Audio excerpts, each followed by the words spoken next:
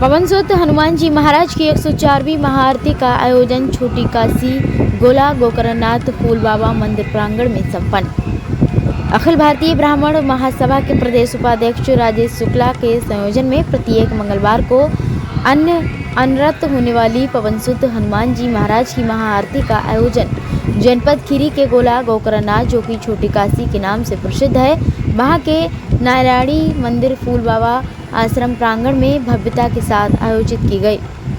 प्रख्यात कथावाचक अंजनी शरण महाराज ने विचार व्यक्त करते हुए सनातन धर्म को जगाने और उपेक्षित पड़े मंदिरों के पुनर्निर्माण हेतु प्रत्येक मंगलवार को भिन्न मंदिरों में पहुंचकर महाआरती आयोजन संयोजक राजेश शुक्ला द्वारा किया जा रहा है कार्य बहुत ही सराहनीय है। इस महाआरती में भजन गायक राधिकेश दास, वेद प्रकाश पांडे, उपेंद्र पांडे, रामजी आकाश व विपिन मिश्रा ने संगीत व भजनों की प्रस्तुति दी। सभी भक्तजनों ने अपने हाथों में दीपक लेकर हनुमान चालीसा पाठ किया एवं पवन सुत हनुमान जी महाराज की आरती उतारी। साथ ही मां नारायणी देवी का आरती पूजन किया। आरती के पश्चात प्रसाद एवं भंडारा भी आयोजित किया गया। एएचएन मीडिया के लिए उमेश कुमार शर्मा की रिपोर्ट।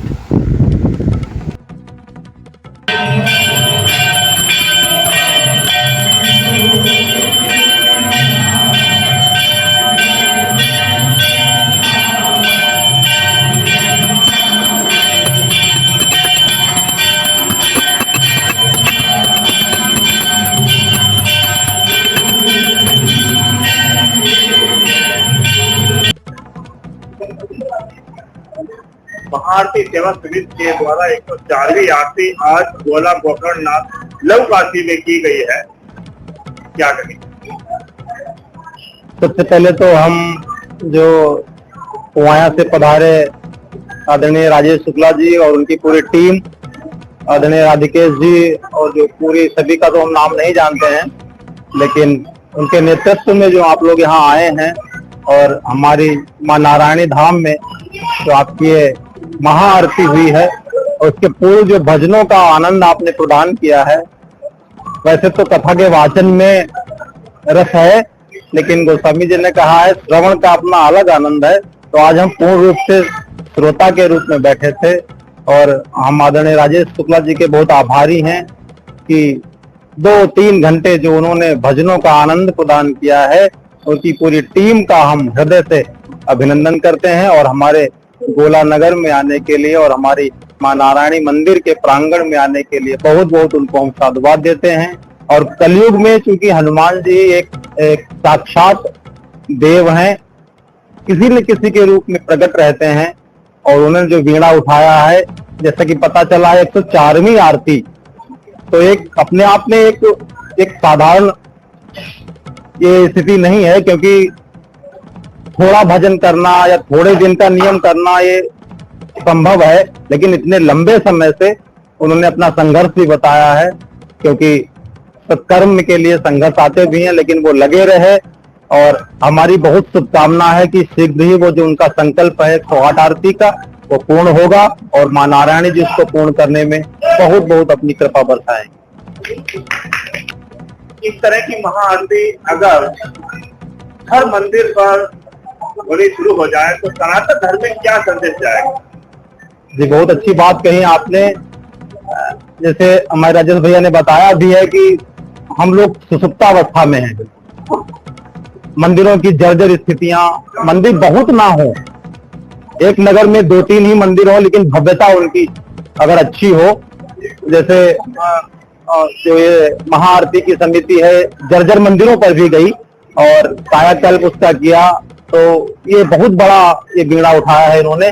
और इस तरीके की अगर महाआरती और सुंदरकांड का आयोजन जैसे इन्होंने लिया है कि मंगलवार को, तो धीरे धीरे जितने भी ये मंदिर हैं और जो जहां तक जो लोग सो रहे हैं, जो सुस्तावस्था में है, वो भी एकजुट होंगे और कहीं न कहीं सनातन की जड़ें तो बहुत गहरी हैं, लेकिन शाखाएं ऊपर से विकसित नहीं हो पा रही हैं। इस तरीके के आयोजन होने से शाखाएं भी हरी भरी होगी और सनातन धर्म एक वटवृक्ष की तरह स्थित हो जाए।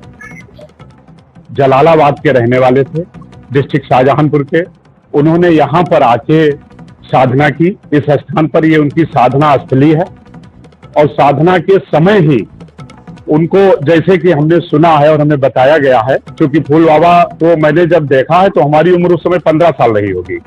मैंने एक बार मात्र उनका आशीर्वाद लिया है और उसके बाद मुझे ये जानकारी मिली, जो यहाँ के ट्रस्टी थे, फूल बाबा के समय ट्रस्टी लोग नियुक्त किए गए थे, जो इस समय संसार में उसमें के 4-5 लोग नहीं है, वो भी मैं अभी बता रहा हूँ आपको। तो ये नारायणी मंदिर जो है, माँ नारायणी जो है, ये बंडा के पास एक झाला है सरदार जी का। उनको रात में सपन्या हुई कि मैं आपके खेत में हूं और मुझे फूल बाबा के पास पहुंचाइए। अब वो सरदार फूल बाबा को जानते नहीं था और गोला में है, तो वो वहां से लेकर के लड़ी तक धीरे धीरे, जैसे कि मुझे बताया गया, सुबह से शाम तक यहाँ पहुंचा। वो पूछता था यहाँ फूल बाबा कहाँ पर हैं।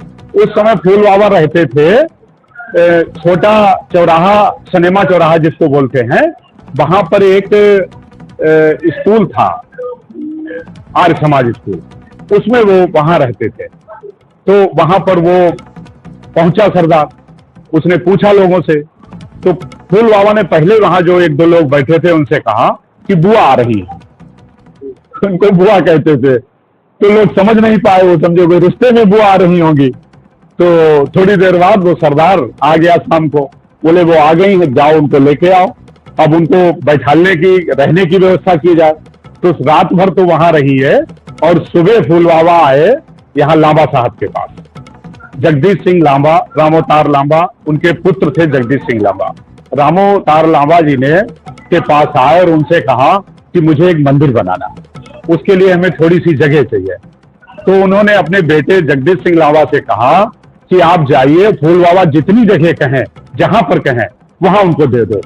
तो उन्होंने थोड़ा सा विलंब किया जाने में, तो फिर उन्होंने बुला के कहा, बोले जाते हो या मैं अपने तरीके से, उस समय चल नहीं पाते थे, तो बोले मैं जाके उनको बताऊं। तो खैर जब दोबारा कहा तो जगदीश सिंह जी आए और उन्होंने कहा स्वामी जी आप जो चाहें जहां पर वो ले लीजिए। तो स्वामी जी ने इसी स्थान को कहा कि 100x100 मुझे दे दीजिए। तो उन्होंने 100x100 दे दिया और तीसरे दिन बैनामा भी करा दिया और ये माता जी 5 ईंटों पर यहाँ पर विराजमान कर दी गई। फिर स्वामी जी के चूंकि इतने शिष्य थे और लोगों ने समझा कि स्वामी जी आश्रम बनाना चाहते हैं अब, तो ये धीरे धीरे इतना गेहूं यहाँ आता था ट्रकों से भैया स्वामी जी के पास, बिजुआ के और आसपास के, पुआया के, लखीमपुर के। अब जो उन्होंने अपने ट्रस्टी बनाए थे वो बंदा के एक शुक्ला जी थे, एक मूसाराम जी जिनको आप लोग जानते होंगे, जिनकी एजेंसी है, प्रेम जी, वो अभी उनका स्वर्गवास हुआ है, वो थे। एक यहाँ सतीश चंद्र वाजपेयी जी थे, एक शुक्ला जी थे। तो इस तरीके से उनके 5 ट्रस्टी थे, उनके देख रेख में ये मंदिर बना। तो मंदिर का ये ढांचा पूरा बन गया था, स्वामी जी के टाइम पर ये बन गया था। क्योंकि भीड़ भाड़ ज्यादा होने लगी तो वो अचानक 1994 में अचानक चले गए, किसी को बताए बगैर। यहां से लखीमपुर गए, प्रेम अग्रवाल जी से मिले और बोले हमारी कुछ तबीयत नहीं ठीक है और मैं अब गोला से कहीं दूसरी जगह जाना चाहता हूं। तो उन्होंने कहा हो सकता है ऐसे कह रहे हो, और उनके चबूतरे पर वहां बैठे, वहां पर कुछ जलपान किया बाहर और उसके बाद वो चले गए और आज तक दोबारा यहाँ वापस नहीं आए। माता जी विराजमान हो गई उनके सामने। उसके बाद कुछ ऐसा समय आया, मंदिर की व्यवस्था कुछ बीच में रुक गई। तो 2012 में हमारे पिताजी का स्वर्गवास हुआ, तो मुझे एक भंडारा छोटा सा उनके नाम पर करना था। तो विशेष भैया हैं यहाँ, शायद उधर हैं कार्यक्रम में। विशेष से हमने कहा कि विशेष कोई ऐसी जगह बताओ, और चूंकि मकान हमारा पास में ही है आगे, फिर भी हम यहाँ कभी आए नहीं थे। तो विशेष से हमने कहा कोई ऐसी जगह बताओ जहां पर कार्यक्रम कर सके। तो विशेष बोले कि चलो एक मंदिर है वहां बाहर जगह पर्याप्त है, वहां करते हैं। यहाँ आए तो देखे बहुत बड़ा गड्ढा, ये यहाँ पूरे अस्त व्यस्त, यहाँ पर सब ईंटें पड़े, सब बहुत मतलब अस्त व्यस्त मंदिर।